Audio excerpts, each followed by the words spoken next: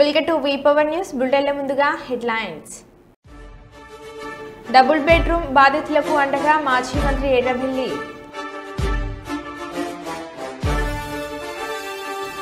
Drugs రహిత సమాజాన్ని నిర్మిద్దాం, మాదక ద్రవ్యాల నిర్మూలనకై అవగాహన సదస్సు.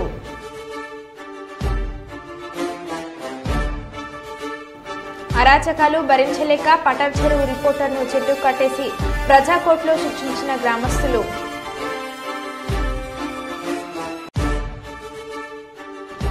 వరల్డ్ హార్ట్ డే సందర్భంగా అమలాపురంలో 3K రన్.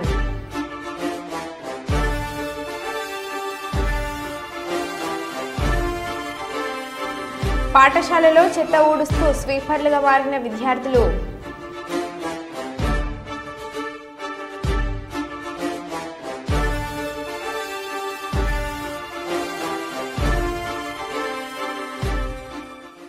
ఇక వివరాల్లోకి వెళ్తే జంగామ జిల్లా కలెక్టర్కు ఎల్లారాయిని తొర్రూరు డబుల్ బెడ్రూమ్ లబ్ధిదారులతో కలిసి వినతి పత్రం అందించి నిరుపేదలకు న్యాయం చేయగలరని కోరిన మాజీ మంత్రి ఎర్రబెల్లి దయాకర్ రావు. అనంతరం వారు మాట్లాడుతూ గత ప్రభుత్వంలో నిరుపేదలకు ఇచ్చిన డబుల్ బెడ్రూమ్ ఇండ్లను గుంజుకోవడం ప్రజాస్వామ్య విరుద్ధమని, పార్టీలకు అతీతంగా గ్రామ సభలో అభ్యర్థులను ఎంపిక చేశామని, డబుల్ బెడ్రూమ్స్ లో ఉన్నవారు పేదలే అన్నారు. పేదలకు అన్యాయం చేస్తే ఊరుకునే ప్రసక్తి లేదని, పేదల పక్షాన పోరాడతామని, న్యాయం జరిగే వరకు కొట్లాడతామని అన్నారు. మాట్లాడతా వీళ్ళను న్యాయం చేయమని కలెక్టర్ గారిని రిక్వెస్ట్ చేస్తే కలెక్టర్ గారు ఓకే అన్నారు. ఆ సర్టిఫికెట్లు 100% వాళ్ళ పట్టా సర్టిఫికెట్లు ఇచ్చినవి ఉంటే, గతంలో ఎంఆర్ఓ సెలెక్షన్ చేసి ఉంటే తప్పకుండా నేను ఖాళీ చేయాలని కూడా హామీ ఇచ్చాను. కలెక్టర్ గారిని కూడా రిక్వెస్ట్ చేస్తే వారు ఓకే అన్నారు. దయచేసి నేను ఒకటే ఇప్పటికైనా రిక్వెస్ట్ చేస్తున్నా, ఇటువంటి కార్యక్రమం బంద్ పెట్టండి, ఉన్న వాటిని కాపాడాలి, కొత్త చేస్తుంది ఏంటి. నేను రిక్వెస్ట్ చేసేది చాలా ఉన్నాయి తెచ్చేటి. పాలకుర్తి డెవలప్మెంట్ అయ్యేందుకు హాస్పిటల్ అట్నే ఉన్నది, 50 పడకల హాస్పిటల్ అట్నే మంజూరై ఉన్నది. టూరిస్ట్ హోటల్ ఉన్నది, 25 కోట్లతో. రోడ్లు డెవలప్మెంట్ కోసం పెట్టాను. కాలువ పనులు పూర్తి కాలేదు. బొమ్మర పోతున్నది అట్నే ఆగింది. పాలకుర్తి టెంపుల్ అట్నే ఆగిపోయింది. రిజర్వాయర్లు ఆగిపోయినాయి. 8 నెలల పట్టిన వరకు పనులు నడుస్తలేవు. వలిమిడి టెంపుల్ అట్నే ఆగిపోయినాయి. కొడకల్ల టెక్స్టైల్ పార్క్ ఆగిపోయినాయి. దయచేసి అన్నీ ఆగిపోయినాయి. రోడ్లు ఆగిపోయినాయి, చెక్ డ్యామ్లు ఆగిపోయినాయి, రిజర్వాయర్లు ఆగిపోయినాయి, అన్నీ ఆగిపోయినాయి. దయచేసి దాన్ని పూర్తి చేసేటట్టు పడండి, అన్నీ పూర్తి చేసే ఏర్పాటు చేయండి. కానీ ఉన్న వాటిని ధ్వంసం చేసే ప్రయత్నం చేయకూడదు. పాలకుర్తిలో రవీంద్ర భారతిగా పెద్ద ఒక హాల్ కట్టించారు, కళ్యాణ మంటపం కేసీఆర్. అది పూర్తయింది, ప్రారంభోత్సవం కూడా అయింది. దాన్ని ఇప్పుడు అర్థాలన్నీ 10 ఉన్నాయి. వీటిని అన్ని పూర్తి చేసే ప్రయత్నం చేయండి, కాపాడే ప్రయత్నం చేయండి. కానీ ఉన్న వాటినే తలకాయలు పెట్టి వాళ్ళ తగాదాలు పెట్టి దయచేసి పని చేయొద్దని రిక్వెస్ట్ చేస్తున్నా. పాలకుర్తి మంచిగా డెవలప్మెంట్ అయింది, దాన్ని కాపాడవలసిందిగా రిక్వెస్ట్ చేస్తున్నా. ఆంధ్ర నుంచి వచ్చి 10 ఏళ్ల క్రితం హైదరాబాద్లో ఇల్లు కట్టుకున్నాము. ఇప్పుడు ఉన్నట్టుండి బంఫర్ జోన్లో ఉంది, కూలగొట్టేస్తామంటున్నారు. ఇంకా 10 ఏళ్ళు ఈఎంఐలు ఉన్నాయి. ఈఎంఐ కట్టకపోతే మా మీదే కేసు వేస్తామని అంటున్నారు. మాకేం చేయాలో అర్థం కూడా కావట్లేదు అంటున్న హైదరాబాద్ బాధితురాలు. మీరు ఇచ్చేసారు, చాలా థ్యాంక్స్. నేను బేసికలీ నేను ఇక్కడ అమ్మాయి కాదు సార్, నేను వేరే స్టేట్ అమ్మాయిని. పెళ్ళైనందుకు అత్తవారింటికి రావాలి కాబట్టి ఇక్కడికి వచ్చాను. ఎన్విరాన్మెంట్ అంతా చాలా బాగా అనిపించింది. అరే హైదరాబాద్ ఎంత బాగుంది, ఎంత మంచిగా ఉంది, ఎంత పీస్ఫుల్గా ఉంది, ఎంత గ్రీనరీగా ఉంది. మనకు అదే కదా కావాలి మన పిల్లలకి వచ్చి. అదే ఇంకొక 2 years రెంట్ అవసరం. తర్వాత ఓకేలే, ఒకరు అర్న్ చేస్తే ఇంకొకరు మొత్తం ఈఎంఐ, ఇంకొకరు అర్నింగ్ ఈఎంఐ మొత్తం మనము లోన్ కట్టుకోవచ్చు. ఇంకొకరు అర్నింగ్ ఈఎంఐ మొత్తం మనము లోన్ కట్టుకోవచ్చు అని చెప్పి ఇల్లు కొన్నామండి. 10 years అయిందండి ఇల్లు కొని. ఇప్పుడు సడన్గా వచ్చి బఫర్ జోన్ అంటున్నారు. అంటే ఇప్పుడు బఫర్ జోన్లో ఒక్కసారి మార్పు వేస్తే కూలగొట్టేస్తామంటున్నారు. మాకు అసలు ఏం చేయాలో మాకు అర్థం కావట్లేదు. ఇంకా 2035 దాకా మాకు ఈఎంఐస్ ఉన్నాయి. వాళ్ళు బ్యాంక్ వాళ్ళు ఏం చెప్తున్నారంటే ఇల్లు ఉన్నా లేకపోయినా మేము ఈఎంఐ కట్టాలంటున్నారు. అదేలా అవుతుంది? అండ్ దీంతో పాటు ఇంకొకటి ఏంటంటే ఈఎంఐ కట్టకపోతే మా మీదే రివర్స్ కేర్స్ వేస్తారంట. అంటే మేము ఇల్లీగల్గా వాళ్ళకి డాక్యుమెంట్స్ ఇచ్చి మేము ఇచ్చేసామని మా మీద వేస్తారు. సో ఏదని బర్డన్ మేము బేర్ చేయాలండి ఇంత కష్టపడి. అండ్ మోరోవర్ మేము ఒక మంచి ఫ్యామిలీ నుంచి వచ్చిన వాళ్ళం. మనకంటూ కొంటే అవన్నీ కష్టాలు డ్రీమ్స్ ఉంటాయి, అన్నీ ఉంటాయి, అవన్నీ ఫుల్ఫిల్ చేసి అవన్నీ కష్టాలు ఎదుర్కొంటూ మేము ఈ స్టేజ్కి వచ్చాం. మా పిల్లలకు చెప్తున్నాం, మేము ఈ స్టేజ్కి ఉన్నాం నాన్న, మీరు నెక్స్ట్ స్టేజ్కి వెళ్ళండి. తర్వాత మీ దగ్గర ఉన్నవి సహాయపడండి కొంతమందికి. మనం ఉంది, చాలా మన దగ్గర ఉంది, అంతవరకు వచ్చి ఇప్పుడు సడన్గా ఇలా అన్నీ చెప్తే చాలా బాధగా ఉందండి. డెవలప్మెంట్ చేయండి, మేము ఎవ్వరికి అగేన్స్ట్ కాదు, డెవలప్మెంట్ చేయండి, but not at the cost of మా జీవితాల్లో పోయి డెవలప్మెంట్ చేయడం అంటే చాలా కష్టం కదండి. ఇప్పుడు ఆ లోన్స్ అని నిజంగా అండి, లోన్స్ తలుచుకుంటుంటే నైట్ పడుకుంటే మార్నింగ్ లేసి చిన్న చిన్న పిల్లలండి, నాకు భయంగా ఉందండి. చిన్న పిల్లలండి, నాకు ఇంత చిన్న పిల్లలు ఉన్నారండి. తెలుగుదేశం పార్టీలో కష్టపడిన ప్రతి ఒక్కరికి తగిన గుర్తింపు ఉంటుందని కుప్పం నియోజకవర్గం Telugu Desam party incharge APS RTC vice chairman PS Muniratnam అన్నారు. శనివారం కుప్పం ఎన్టీఆర్ భవన్లో నిర్వహించిన మీడియా సమావేశంలో ఆయన మాట్లాడుతూ తనపై ఎంతో నమ్మకంతో ఏపీఎస్ ఆర్టీసీ వైస్ చైర్మన్ గా నియమించిన రాష్ట్ర ముఖ్యమంత్రి నారా చంద్రబాబు నాయుడుకి కృతజ్ఞతలు తెలిపారు. పార్టీ కోసం కుప్పం నియోజకవర్గంలో ఎంతో మంది కార్యకర్తలు, నాయకులు గత 5 సంవత్సరాలలో ఎన్నో ఇబ్బందులు పడ్డారని, కుప్పంలో గడిచిన సార్వత్రిక ఎన్నికల్లో అందరూ ఒక యుద్ధంలో పోరాడాలని ఆయన అన్నారు. తెలుగుదేశం పార్టీ కార్యకర్తలు ఆర్థికంగా ఎదగడానికి పార్టీ అన్ని విధాల తోడ్పాటును అందిస్తుందని, కష్టపడిన ప్రతి ఒక్కరికి సముచిత స్థానం కల్పించే విధంగా పార్టీ నాయకత్వం కృషి చేస్తుందని ఆయన తెలిపారు.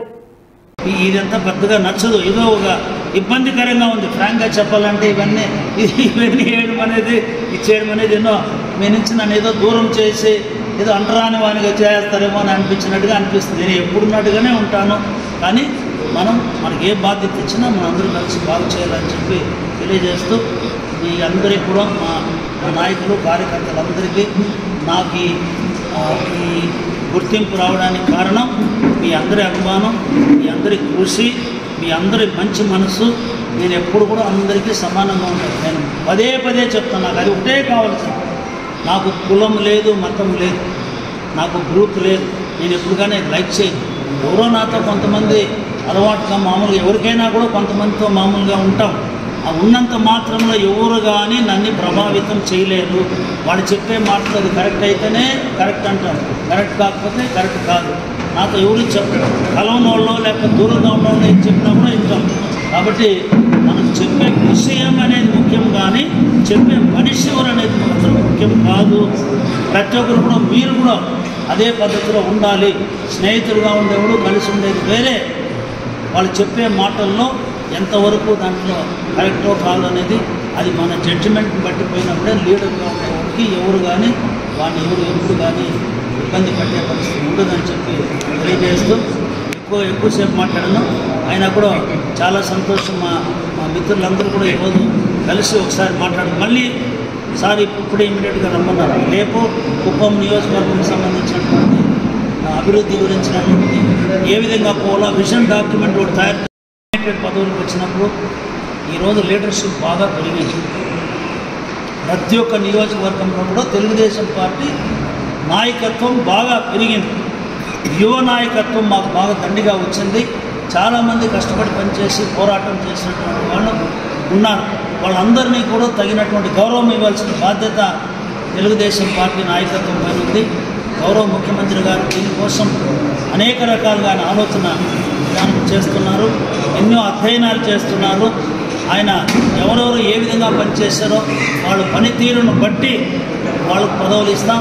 ఇది రికమెండేషన్లో ఆ విధంగా ఏదో వాళ్ళకు పోయి ఆడ పైరవీలు చేసిన వాళ్ళకు వస్తుందనే పద్ధతి ఖచ్చితంగా లేదని పదే తెలియజేస్తున్నారు. ఈరోజు ఈ పార్టీలో పదవులు గౌరవాలను వచ్చేది 3-4 రకాలుగా చేస్తాం. మొట్టమొదటి నామినేట్ పదవుల్లో ఎక్కడ ఎవరికి ఇవ్వాలనేది అధ్యక్షులు వారు నిర్ణయించి తప్పకుండా మా కుప్పం నియోజకవర్గంలో కూడా వీలైనంత మంది, ఎక్కువ మందికి వివిధ రకాల నామినేటెడ్ పోస్టులు తప్పకుండా మేము అకామిడేట్ చేస్తాం. రెండవది, ఎన్నికల్లో త్వరలోనే రాబోయే ఇంకా 1.5 సంవత్సరంలో మాకు స్థానిక సంస్థల ఎన్నికలు వస్తాయి.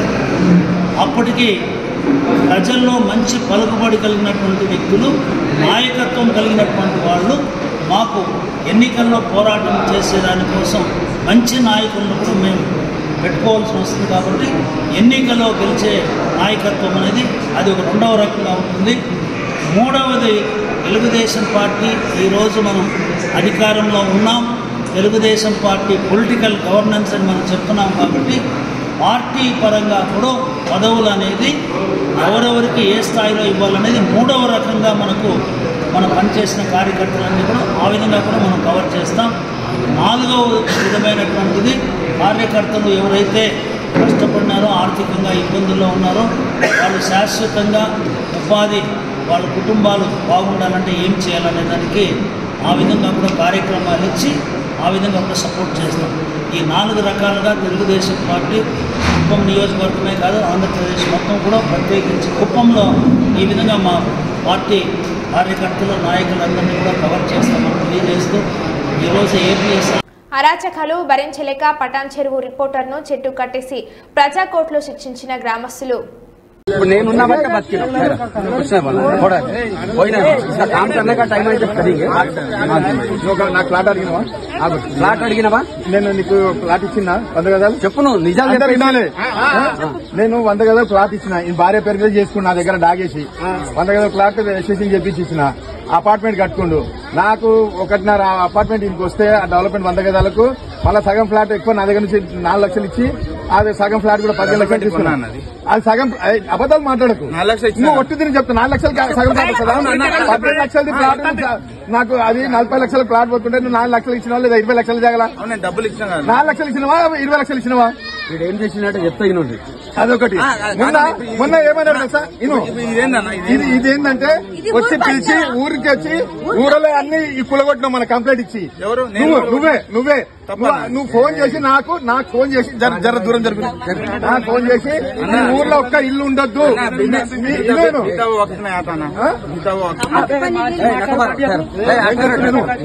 ఫోన్ చేసి మీ ఊర్లో ఒక్క ఇల్లు అన్నారు మీ ఊర్లో ఒక్క ఇల్లు కూడా ఉండొద్దు అన్ని కూలుతాయి ప్రతి ఇల్లు ఒక్కొక్కడు నాకు 25,000 రూపాయల లాగా 25,000 30,000 నాకు ఇంటికి ఇవ్వాలని ఇలా మా ఉప సర్పంచ్ కి కూడా ఈయన 30,000 ఇవ్వాలని ఇలా పొద్దుగాల నుంచి టార్చర్ పెట్టిండు.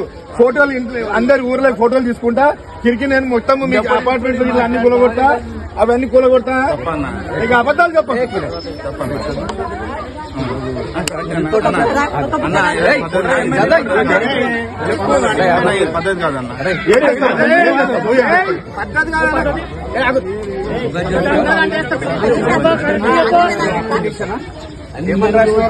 నేను కేసులున్నా ఆయన కేసులో ఉన్న కేసు బుక్ అయింది ఎంఆర్ఓ బుక్ చేసింది ఆయనకు శిక్ష పడుతుంది.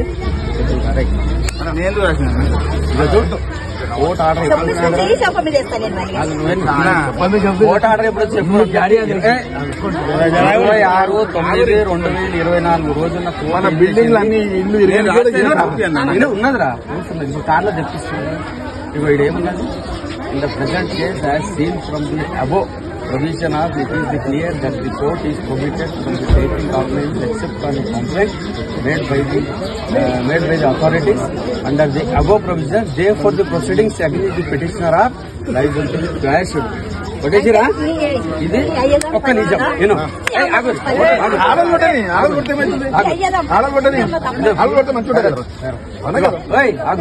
ఇదేముంది మళ్ళా అకార్డింగ్లీ నెంబర్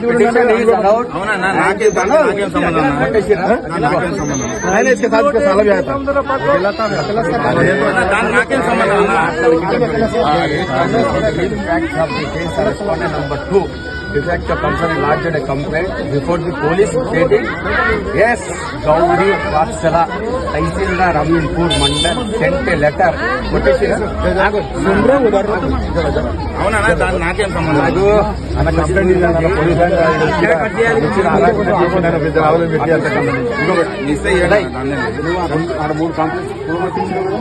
నేను చేస్తానా నాకేం సంబంధం అన్నా అది ఇంకోటి నీకు నేను ఇల్లు ఒకటి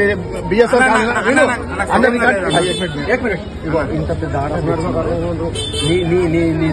బొంద పెడతారు ఏ రోజు వచ్చింది 20. అవును ఓకే అన్నా నేను ఏమైనా రాసినా నన్ను ఎందుకు అంటున్నావు అన్న నువ్వు ఎందుకు వచ్చినావు అన్న ఇడ ఒకటి నెంబర్లు అలర్ట్ చేస్తున్నాను నీకేమైతుందిరా నీ అయ్యా కొట్టు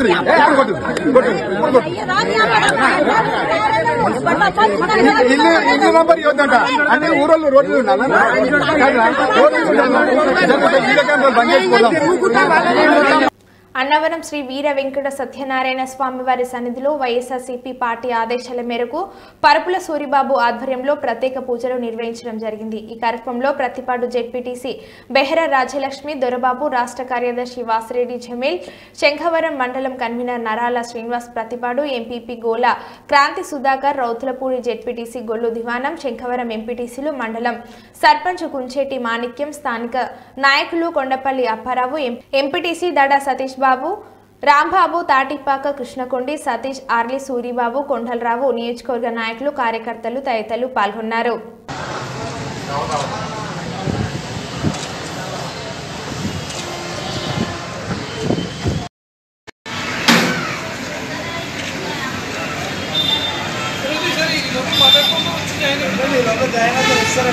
అన్నవరం గ్రామంలో దేవాలయంలో పూజలు చేసి అందరినీ ప్రార్థించడం జరిగింది. దీనికి కారణం ఏంటంటే చంద్రబాబు నాయుడు గారు, ముఖ్యమంత్రి చంద్రబాబు నాయుడు గారు లడ్డూ మీద వ్యాఖ్యలు చేసి దాని పవిత్రతను దెబ్బతీశారు. అలాగే తిరుపతి వెంకటేశ్వర స్వామి ప్రతిష్టను కూడా దెబ్బతీసే వ్యాఖ్యలు చేశారు. ఏ విధమైన ఆధారాలు లేకుండా అకారణంగా జగన్ గారి మీద, ప్రభుత్వం మీద నిందలు మోపి వాళ్ళని ప్రతిష్టను దిగజార్చడానికి ప్రయత్నం చేశారు. అంతేకాకుండా భక్తుల మనోభావాలు కూడా దెబ్బతీశారు. అందుకని ఆయన చేసిన అపచారానికి రాష్ట్ర ప్రజల మీద ఆ దేవుడి ఆగ్రహం పడకుండా అపచారం ఆయనకే తగిలితే ఆయనకే తగలాలి, ప్రజలకు ఏ విధమైన నష్టం కలగకూడదు.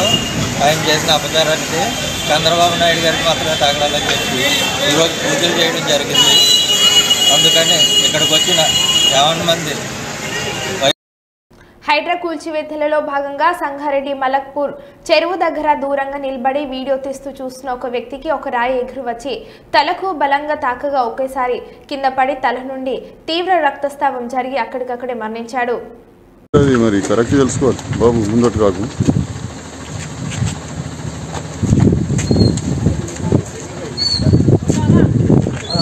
గోపాలన్న ఇద్దరు ఇట్లా మాకు అడ్డమని వాడి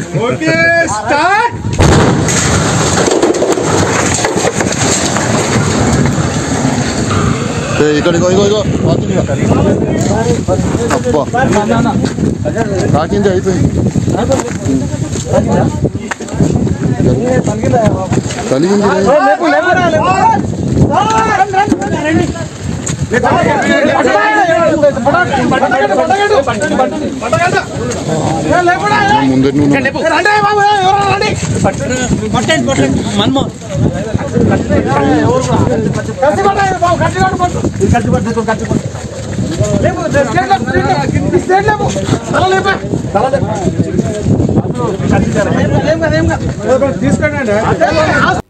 వైజాగ్ స్టీల్ ప్లాంట్ లో కాంట్రాక్టు కార్మికుల విధులు నిలిపివేయడం జరిగింది. 4000 మంది కాంట్రాక్టు కార్మికులు రోడ్డు పాలు కావడంతో ఇది కుట్రపూరిత కార్యక్రమాన్ని అఖిలపక్ష కార్మిక సంఘాలు తెలియజేశారు. కార్మిక వ్యతిరేక కార్యక్రమాలు చేపడుతున్న యాజమాన్యానికి తగిన బుద్ధి చెప్తామని హెచ్చరించారు. నిర్వాసితుల జీవనోపాధిని దెబ్బతీస్తున్న యాజమాన్య చర్యలను ఎండగట్టారు. తక్షణమే తొలగించిన కార్మికులను విధుల్లోకి తీసుకోవాలని, పాసులు పునరుద్ధరించాలని డిమాండ్ చేశారు. కాంట్రాక్ట్ కార్మికులతో కలిసి ఉక్కు అడ్మిషన్ల భవనం వద్ద ధర్నా చేసి నిరసనగా ర్యాలీ నిర్వహించారు. ఈ కార్యక్రమానికి అఖిలపక్ష కార్మిక సంఘాలు ఆదినారాయణ, అయోధ్య రామయ్య, మంత్రి రవి, సుబ్రహ్మణ్యం, శ్రీనివాస్, నమ్మి రమణ, వాసరాల శ్రీనివాస్, ప్రసాద్ కె సత్యనారాయణ, రామస్వామి, ఇతర కార్మిక సంఘ నాయకులు పాల్గొన్నారు. ఖండిస్తుంది. ఏ ఒక్క కార్మికుడి మీద చేయి పెడితే నిన్ను వదలని ప్రసక్తి లేదు, నీ చేయి కావాలంటే తీసేస్తానని ఎవరిని వదులుతున్న ప్రసక్తి లేదని చెప్పేసి చేస్తూ ఇప్పుడే మనకు ఆదేశాలు ఇచ్చారు కాబట్టి మీరు అందరూ డిపార్ట్మెంట్కి వెళ్ళండి, అందరూ డ్యూటీ ఎక్కండి. డ్యూటీ ఎక్కిన తర్వాత ఎవరైనా కాదు కుదరదంటే మాకు ఫోన్ చేయండి, ఇక్కడే ఉంటాం, మీ డిపార్ట్మెంట్ లో కూడా సంగతి చేస్తా అని చెప్పేసి మీ అందరూ కూడా తెలియపరుస్తూ జిందాబాద్ సిఐటియు, జిందాబాద్ జిందాబాద్, జిందాబాద్ సిఐటియు, జిందాబాద్ జిందాబాద్, జిందాబాద్ సిఐటియు, జిందాబాద్ జిందాబాద్. వర్ధిల్లాలి కాంట్రాక్ట్ కార్మికుల ఐక్యత, వర్ధిల్లాలి కాంట్రాక్ట్ కార్మికుల ఐక్యత. ఎస్టీఎం డిపార్ట్మెంట్ లో రమణారావు గారితో మాట్లాడడం జరిగింది, ఎంఎంఎస్ఎం డిపార్ట్మెంట్ లో సైబాల్ సింగ్ గారితో మాట్లాడడం జరిగింది, ఎల్ఎంఎం డిపార్ట్మెంట్ లో ఉదయ్ సింగ్ గారితో మాట్లాడడం జరిగింది. అందరు హెచ్ఓడిస్ తో మాట్లాడాం. అందరు కూడా ఇప్పుడే మాకు సమాచారం వచ్చింది, మేము తీసుకుంటామని చెప్పారు. మీరందరూ కూడా ధైర్యంగా వెళ్ళండి, ఏమి భయపడవలసిన అవసరం లేదు. రాబోయే కాలంలో కూడా మీరు అందరూ కూడా ఇదే ఐక్యతతో పోరాటం చేస్తే మనల్ని ఎవరు టచ్ చేయడానికి వీళ్ళు అవరని చెప్పేసి మీ అందరూ కూడా తెలియపరుస్తూ సెలవు తీసుకుంటారు. ఓకే మిత్రులారా, 5 నిమిషాలు ఓకే ఇంకొక 5 కరీంనగర్ జిల్లా అంబేద్కర్ స్టేడియంలో RTC MD VC Sajjanar, Manakondur MLA Kavvampalli Satyanarayana, Jagtial MLA doctor M Sanjay Kumar, Choppadandi MLA doctor Medipalli సత్యంతో కలిసి ఆర్టీసీ ఎలక్ట్రిక్ బస్సులను ప్రారంభించిన రవాణా శాఖ మంత్రి పొన్నం ప్రభాకర్. మంత్రి పొన్నం ప్రభాకర్ మీడియాతో మాట్లాడుతూ రాష్ట్ర వ్యాప్తంగా 500 ఎలక్ట్రిక్ బస్సులని మొదటి విడతగా ప్రారంభిస్తున్నామని, జేబీఎం సంస్థతో ఆర్టీసీ ఒప్పందం చేసుకుంది కాబట్టి హైదరాబాద్ సహా ఇతర జిల్లాల్లోనూ ఎలక్ట్రిక్ బస్సులను ఏర్పాటు చేస్తామని, హైదరాబాద్ రింగ్ రోడ్ లోపల ఒక డీజిల్ బస్ కూడా ఉండకుండా ప్రణాళికలు చేస్తామని అన్నారు.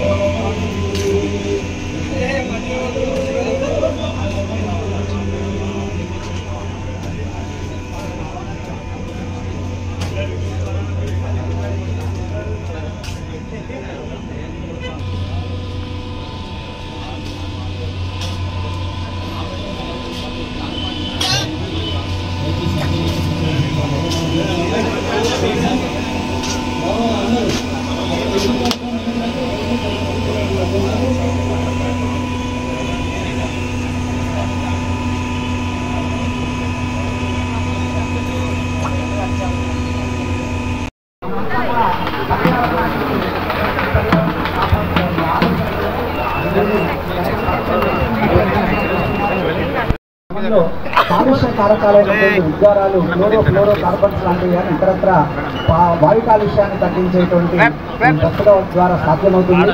అలాగే ధ్వని కాలుష్యం ఆహ్వానం తెలియజేస్తూ వారి పూలగుచ్చాన్ని అందించాల్సిందిగా కోరుతున్నాం. పూలగుచ్చంతో ఆహ్వానం పలకాల్సిందిగా కోరుతున్నాం. వేదమూర్తులైన బ్రాహ్మణోత్తములు మన ముఖ్య అతిథులను వారు సత్కరించి వారికి ఆశీస్సులు అందజేస్తున్నారు. వేదోక్తమైన ఆశీస్సులు అందజేస్తున్నటువంటి సందర్భంగా ఈ కార్యక్రమం ఫ్యామిలీ మెంబర్స్ కి, మీడియా ఫ్రెండ్స్ అందరు కూడా పేరు పేరు నమస్కారాలు. ఈరోజు ఒక చారిత్రాత్మక రోజు, ఒక చాలా మంచి రోజు.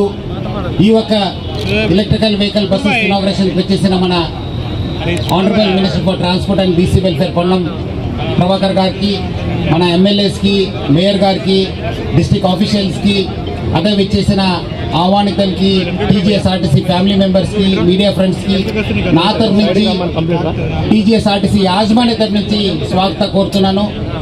ఈరోజు ఒక చారిత్రాత్మక రోజు.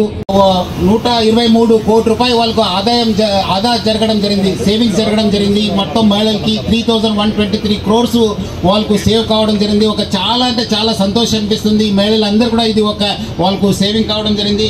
మొత్తము మన దగ్గర ఉన్న 9500 బస్సెస్లో 85% బస్సెస్ ఈ మహాలక్ష్మి స్కీమ్స్ కి మనము కేటాయించడం జరిగింది.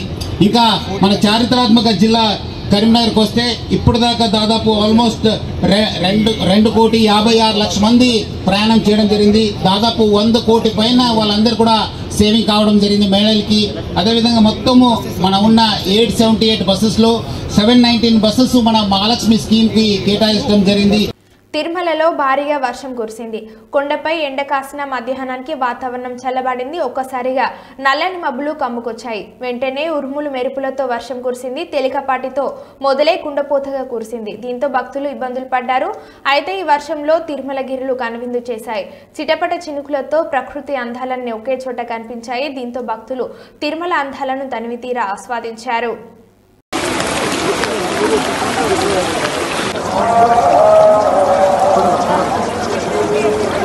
తమిళనాడులోని కృష్ణగిరిలో ఉన్న టాటా ఐఫోన్ల తయారీ ప్లాంట్లలో శనివారం భారీ అగ్ని ప్రమాదం జరిగింది. కంపెనీలోని mobile phones, accessories, painting unit మంటలు చెలరేగాయి. సంఘటన జరిగిన సమయంలో సుమారు 1500 మంది కార్మికులు షిప్లో పనిచేస్తున్నారు. 7 ఫైర్ ఇంజన్లు మంటల్ని ఆర్పే ప్రయత్నం చేస్తున్నాయి. కార్మికులను సురక్షితంగా బయటకు తరలించారు. సంఘటనపై విచారణ జరుపుతున్నట్లు సంస్థ తెలిపింది.